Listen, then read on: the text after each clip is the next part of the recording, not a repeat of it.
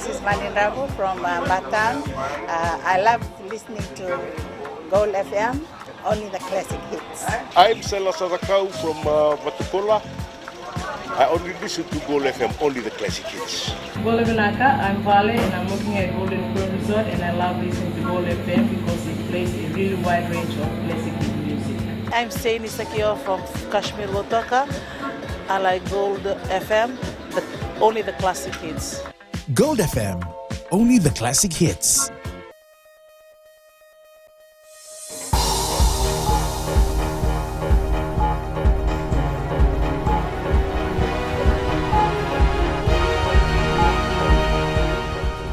Good evening, I'm Amrita Priyadarshini. This is FBC News.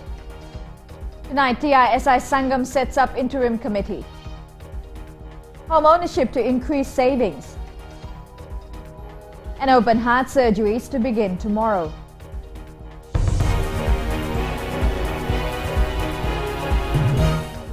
A new interim committee has been set up with representatives from each district that will be headed by TISI Area Vice President for Northwestern, Praveen Kumar. This was decided at the 10 India Sanmarga Ikya Sangam Convention AGM in Nandi today. Fazana Nisha has more. TISI Sangam members from all over the country turned up in large numbers to be part of the Sangam's annual general meeting this morning. TISI Area Vice President Northwestern Praveen Kumar says the meeting was only held after obtaining a permit from authorities. For this annual general meeting, and the resolution of Central Council meeting was carried forward to have an AGM. So for someone to cancel the AGM without consultation with the Central Council or the annual general meeting is not right. So the majority of the members felt that we should continue with the meeting. Kumar says a decision to have an interim committee was taken after listening to members. However, Sadasivan Naikar insists he is still the national president. Naikar told FBC News this is an illegal move and will take a redress on the issue. Today's so-called unsanctioned meeting is a defiance of Sangam's constitution and has no legal basis. It is being conducted without the presence of the current official office bearers who preside over such a meeting. In attendance is also questionable, as the members of the status of those in the meeting cannot be determined by the Sangam's head office and the retaining officer. Meanwhile, Kumar says the doors are still open for talks as it's a religious organization. However, Naikar has opposed this, saying they will call a Central Council meeting as soon as possible that will give a direction for TISI Sangam from here. Kazana Nisha, FBC News. Increasing the rate of home ownership can help solve family financial challenges. Now, this was highlighted by Finance Minister Ayaz Sayed Qayyum during the first nationwide budget consultation in Lautoka yesterday. Finance Minister says talks are also underway to help families afford new homes. Senia Nimboila has more. The Finance Minister Ayaz Sayed Qayyum says an increase in the rate of home ownership will help increase savings in the country. Increasing home ownership, you are giving people a sense not just of dignity, but they actually own a property. As we've seen, mainstream banks in Fiji, ladies and gentlemen, are very conservative, extremely conservative. Sayed Qayyum says most countries have more than 50% rate of home ownership. However, Fiji is yet to reach that mark. The Finance Minister also held discussions with the Reserve Bank team to help new families afford new homes. And we've had discussions just a few days ago with the Reserve Bank of Fiji's governor and the deputy governor and their team as to how we can make more money, cheaper money available for people who are going to build or buy their first homes, because the interest rate needs to be much lower. Sayed Qayyum adds squatter problems can also be solved if the rate of home ownership increases. Sainya Nimboila, FBC News. A team from the Sahadri group of hospitals in India will be conducting open heart surgeries, otherwise known as angiograms, in advanced cardiology from tomorrow. They will be based in Suva for 1 month, conducting surgeries at a fraction of the cost involved in overseas treatment. Sharon Shivan reports. A team consisting doctors, nurses and cardiosurgeons will be once again in the country to provide service to the locals. Usually they do some pre-surgery clinics and screening. After that, then they'll pick the ones that are suitable for the surgery. Those who have been diagnosed with heart problems can visit CWM hospitals for pre-test or pre-clinic before they do undergo all these surgeries. The ministry is looking at about 40 patients who may go through the surgery this year. Dr. Tuidakau says these services are provided within the country so that patients do not have to travel abroad to receive their specialized treatment. He says surgeries done by the Sahyadri Hospital in previous years have been successful.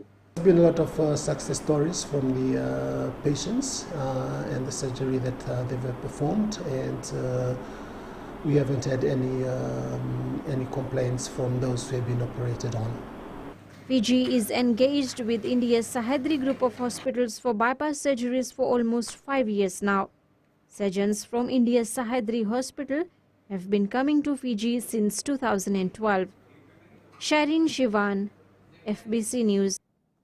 An 18-ton weight limit on all vehicles using the Tamavua-Iwai Bridge has been imposed by the Fiji Roads Authority. FRA Acting Chief Executive Rory Garland says the weight limit will apply to both lanes on the bridge until the engineers have carried out checks. Garland says buses will still have access to the bridge. However, all trucks with heavy loads will be inspected by LTA officials on both ends of the bridge before they are allowed access. A crack in one of the steel beams has led to one-lane restriction. FRA had earlier said the cause of this crack was most likely due to recent excessive loads from overweight vehicles. The bridge is expected to be open next Wednesday. A 46-year-old woman has died in an accident at Fbctv bypass on the Queen's Highway this morning. Police spokesperson Inspector Chesea Wedavu says the woman was travelling in a car driven by a 19-year-old man of Commode Lotoka. He says the deceased was thrown out of the car due to the impact and died on the spot. Inspector Wedavu says the driver and his 2 other passengers fled the scene, but police managed to arrest them an hour later. A post-mortem is expected to be conducted tomorrow. The driver of the vehicle is in police custody. The road death toll currently stands at 19 compared to 28 for the same period last year. Coming up on FBC News, accountant turned hotelier shares his journey. And FBC's Butupala show a hit. Stay with us.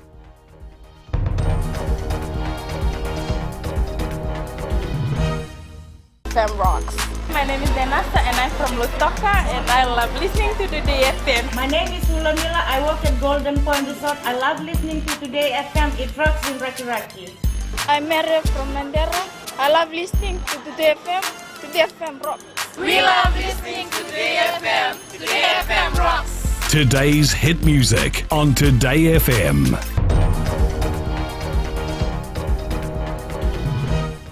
Welcome back here with FBC News. Proceeds from this year's Suva on sale will go towards the Prime Minister's relief and rehabilitation appeal. This is to help those who are still in dire need of assistance post-tropical cyclone Winston. Kelly Vadala has the details. All contributions to the aftermath of the Category 5 cyclone will count, as it will assist families affected by tropical cyclone Winston get their lives back on track. Silver Retailers Association Secretary Silver Reddy says cyclone victims need all the support they can. All the proceeds of the Suva on sale, organizing committees will go to the Winston appeal of the Prime Minister, and this is to ensure that we cushion the government's objective of providing to the underprivileged and unfortunates. Local Government Minister Praveen Kumar says the constructive decision that has been made will greatly contribute to building a stronger nation. The proposal to let the proceeds generated to be handed over to our Honorable Prime Minister's Relief Trust Fund shows the aspiration of the Suva Retailers Association and Suva City Council in terms of being a helping hand in constructing a better Fiji post-cyclone TC Winston. The Suva on sale event is due to start from the 4th of next month till the 11th, where the public will expect road closure in some parts of Suva. Kelly Vadala, FBC News. Planting season for potatoes has begun in the Western Division. The Agriculture Ministry says 33 tons of potato seeds that were imported from Australia have been distributed to local farmers. Kelly Vadala has the details. In its bid to reduce imports, the Agriculture Ministry is embarking on growing and producing potatoes locally. The ministry's Principal Research Officer Horticulture Shailendra Prasad says the demand for potatoes in the current market is high. The seeds we bought it from Australia. It was a total cost of about 90,000 Fijian dollars, taking into consideration the shipment and clearing. Finally the seeds have arrived in the country, and farmers are being given the opportunity to once again plant potatoes in this season. Potato is an easy crop, and there's a lot of farmers who wants to plant potato and try the local potatoes. There's also a lot of demand in the market for local potatoes, so the interest is there. Farmers are being selected very carefully by our extension division, so that we want to make this program a success. Prasad says farmers who will receive these seeds are selected from the extension division, looking at their interest, progress from previous years, and the suitable land type they have. The seeds will be distributed to the farmers in the Western Division, right from Nanrongan Avosa to the province of Ra, including Nandi, Lautoka, and also the seeds will be distributed to the Central Division. Farmers has been selected from Navua and Tailevu. We'll also be distributing seeds in the Northern Division.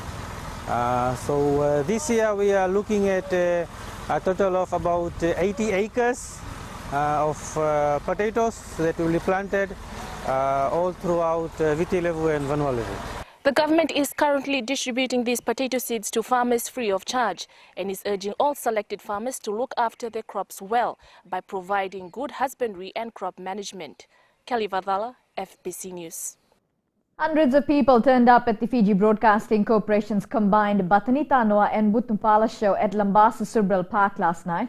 Young and old alike gathered to partake of the entertainment provided for the chilly evening, some enjoying it way more than others.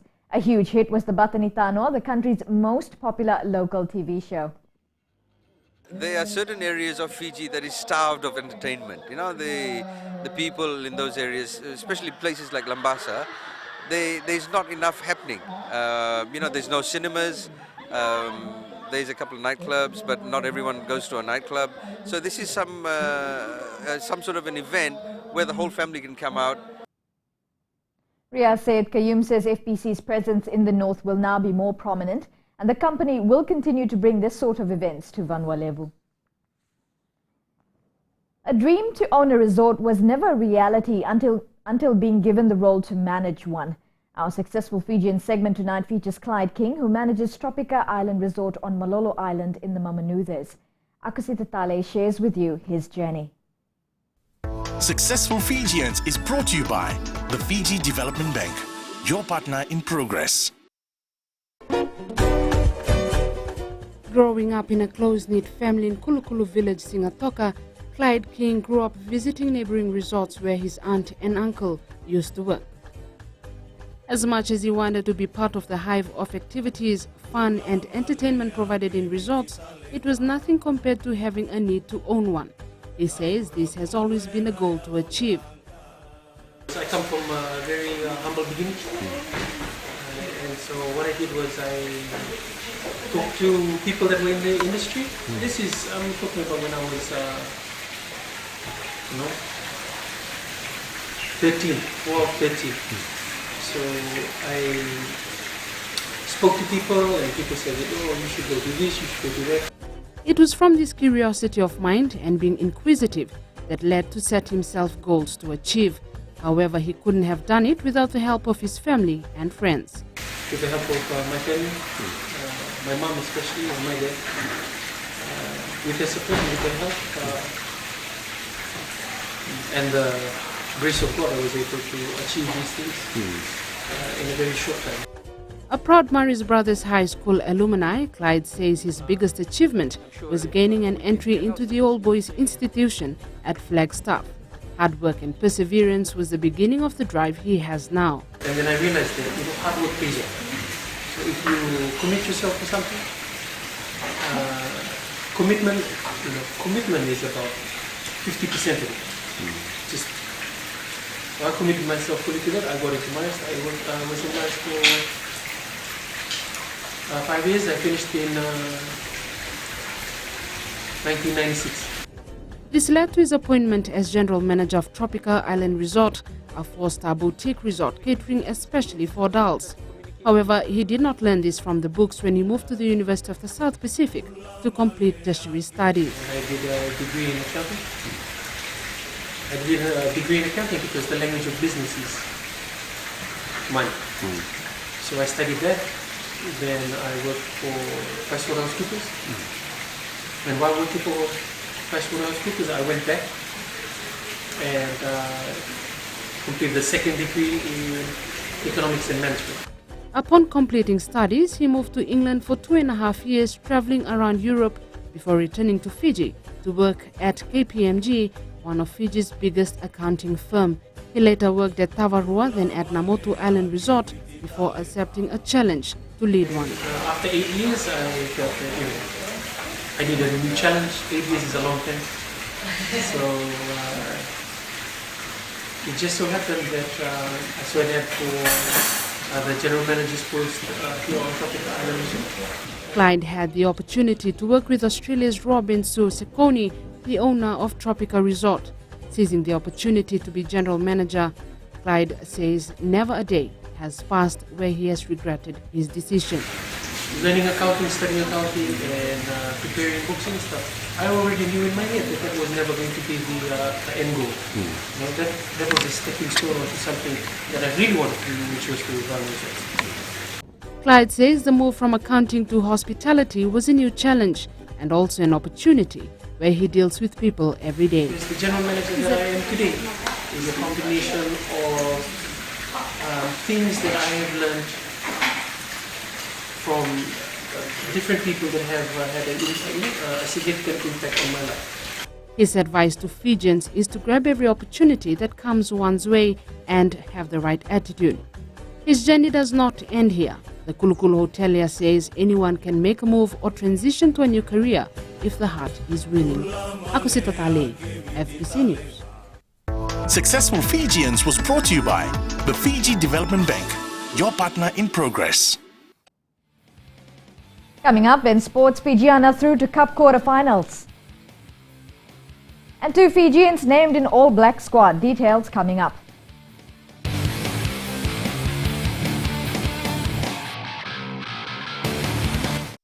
Tunisia tua ongonia saurara ondo wulwul tagitunga na TV na market tawa ondo talitanga na waronga na Bula FM na magdua na siya pula na Fiji na da ko plasio mataire ngone mai na na bulu tabiuni au satunga nandi ondo talita na warongo na Bula FM Bula FM number 2 en seri.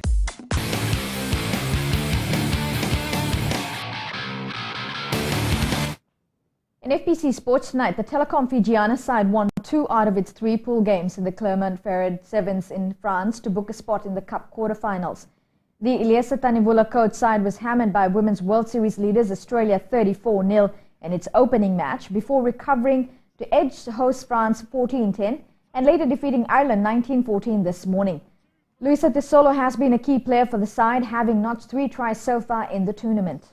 The Fijiana side will now take on Canada in the Cup quarterfinals at 11:26 p.m. Fijian players Waisake Naholo and Setareki Tamanivalu have been named in the All Blacks 32-member squad for the 3 Test series against Wales next month.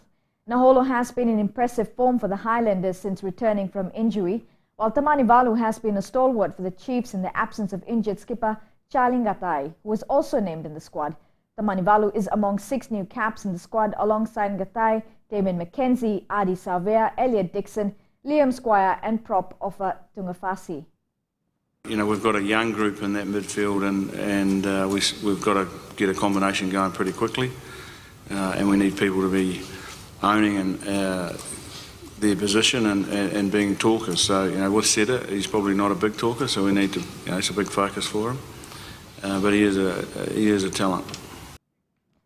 The All Black squad assembles next Sunday to prepare for the first test against Wales on June 11th.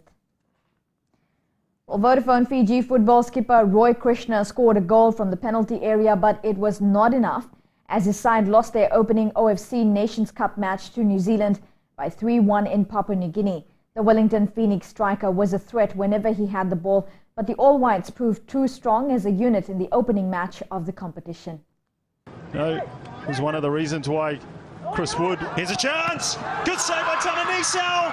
Oh, and it's ended up in the back of the net. New Zealand in front. Zimopoulos will have question marks over his defence about. Addison's ball in. Oh, and a chance here for Fallon. It's deflected into the back of the net. New Zealand 2-0 up. Brotherton on his own. Oh, it's a penalty for Fiji. New Zealanders perhaps looking away, and it's in the back of the net. Krishna has pulled one back for Fiji. Flag has stayed down. Tuiloma lays it back. Fallon. Deflection. Wood. It's a penalty. Takes the run up the shot. Oh, and it's in the back of the net. In the other match yesterday, Solomon Islands beat Vanuatu 1-0. Fiji will take on the Solomon Islands in its next match at 9 p.m. on Tuesday, and you can watch it live on Fbctv. Team Fiji has done enough in the Oceania Weightlifting Championship to send a male and female lifter to the Rio Olympic Games. The men finished in 4th place, while the women finished in 3rd spot. Top lifters Manueli Tulo and Apollonia Vai have all but secured the 2 spots for Fiji, but officials want to use the remaining time to get other lifters up to par. We'll be having about 4 women and 3 men in the training squad for the Rio Games. Yeah, but like I said, we have our top guns who I think will be about 90% being confirmed for going to Rio, and that is Manueli Tulo and Apollonia Vai. But still, we still want all the lifters to be up to par with their preparation, their attitude, and everything to do with their final preparation for Rio. Meanwhile, the Oceania Weightlifting Championship came to an end last night at Vodafone Arena, with Samoa winning the men's division and Australia collecting the women's title. The Namosi rugby side upset Skipper Cup defending champions Nandronga with a 19-18 win at Thompson Park yesterday. Namosi outscored the Stallions by 3 tries to 2 to secure the victory on home turf. Meanwhile, Suva, Northland and Neitasiri also recorded victories, while Vatukola drew 8-all with Maduata. Suva has now taken the lead on the points table ahead of Namosi, Neitasiri and Nandi in the top 4 spots after 5 rounds of matches. The Fiji National Rugby League has established a new competition for primary school students. The initiative marks a new beginning to developing the pathway for young enthusiasts towards a Fiji Mbati jumper. Jalendal Dakadaka has more. The University of the South Pacific grounds in Suva was a hive of events as 33 teams from 12 primary schools tried out rugby league in a proper competition for the first time. It's the pathways, where in rugby league here they're starting in secondary schools, and what we're aiming to do is actually start in primary school, so there's a link that goes from primary school to high school, so their players are more educated before they get there, and then hopefully then go on to play first grade, then to Fiji Batty. This is part of the pathway and strategic plan of the FNRL. This competition is a keystone of FNRL's Kalawa program, which aims to take the Fiji Mbati to the top 2 spots in the 2023 Rugby League World Cup. It's all about having some fun and participating, but you can see that they all want to win, and but they're all trying their best, and it's been a pretty good standard for for some of the people first time playing rugby league. Singatoka Methodist Primary School brought the largest group of players to compete in the boys and girls under 12 and under 14 grades, and for them, the trip has been worth it. We feel privileged, we are blessed, and we are thankful to the FNRL for conducting this competition. Like in Singatoka, we are well known, the children are well known for the rugby talents there. So us participating in this to this event, we are really lucky. We are blessed and we are privileged to be here. FNRL will be looking to hold similar competition for young players to groom the next generation of Fiji Mbati players. Talento Dakadaka, FBC Sports. Maris Brothers High School and Swami Vivekananda College were crowned the boys and girls winners in the National School Swimming Championship in Suva yesterday. Marist won 27 gold, 20 silver and 14 bronze medals to beat SVC and International School Suva, while in the girls division, SVC claimed 30 gold, 7 silver and 12 bronze medals.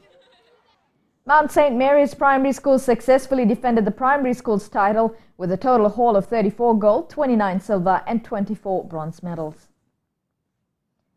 Nemani Nandola was back to his try-scoring ways as he touched down for a 5-pointers in the Crusaders' 26-21 win over the Blues. Back from a 4-week suspension, the giant winger did not miss a beat as the Crusaders overtook the Chiefs at the top of the Super Rugby point standings. Chalindo Dakadaka reports. The menacing figure of Nemani Nandola out wide has been a mainstay in the Crusaders' attack this season, and he proved why with the first try of the match against the Blues. There's a little glance at the short side. Reads there through the hands, Nandola. They'll have to check. The Blues showed they weren't going to give up without a fight with a try to fly half Ihaya West.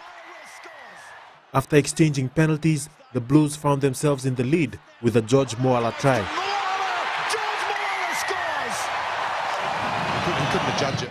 Pressure rugby from the Crusaders and a clean break by centre Ryan Crotty allowed Andy Ellis to sneak in for a try to level the scores.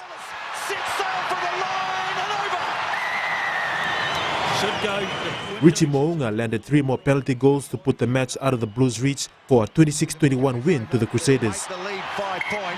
Meanwhile, the Brumbies recorded the biggest scoreline this weekend with a 66-5 thumping of the Sunwolves by running in 10 tries. Dowson dazzles and touches down. With a try and then Michael Fanaspe. The Stormers beat the Cheetahs 31-24 while the Lions hammered the Bulls 56-20. Chalindo Dakadaka, FBC Sports.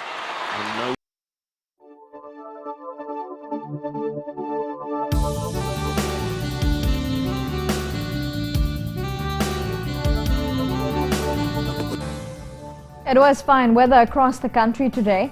A trough of low pressure lies slow moving over Tuvalu, Tokelau and extends eastwards over the Cook Islands and onto the French Polynesia group. It was mostly fine in all centres across the country, with Lambasa recording the warmest at 33 degrees, Lautoka, Ba and Nandi also recording more than 30 degrees, while Suva and Savu were the coolest on 29 degrees. Tomorrow you can expect fine weather throughout the country. As for the further outlook, southeast winds 10 to 15 knots, moderate seas, moderate southerly swells. Recapping the main stories, an interim committee has been set up by the TII Sangam. The finance minister says home ownership will increase savings. And open heart surgeries to begin tomorrow. For these stories and others, you can tune in daily to our sister radio station, Gold FM. We move on to our poll question, and this week we ask, is salt intake becoming a major health concern? To answer, visit our FBC website. Do send us newsworthy pictures and videos on email, citizens@fbc.com.fj, or share it with us via our Facebook page, FBC News. If you're on Twitter, follow and tweet us your news tips at FBC News or hashtag FBC News. You've been watching FBC News. Good night.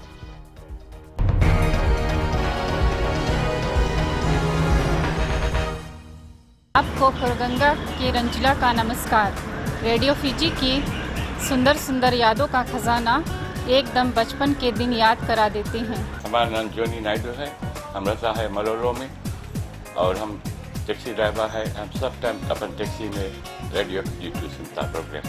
हम Sigatoka के हैं, हमारा नाम है रोजी। हम लोग यहाँ पे रेडियो फिजी 2 सुनता है। राम राम, मैं रेमस प्रसाद बोलता हूँ, तब वतन में कोई रहता हूँ। मैं जब भी सुना रेडियो फिजी 2 ही सुनता हूँ।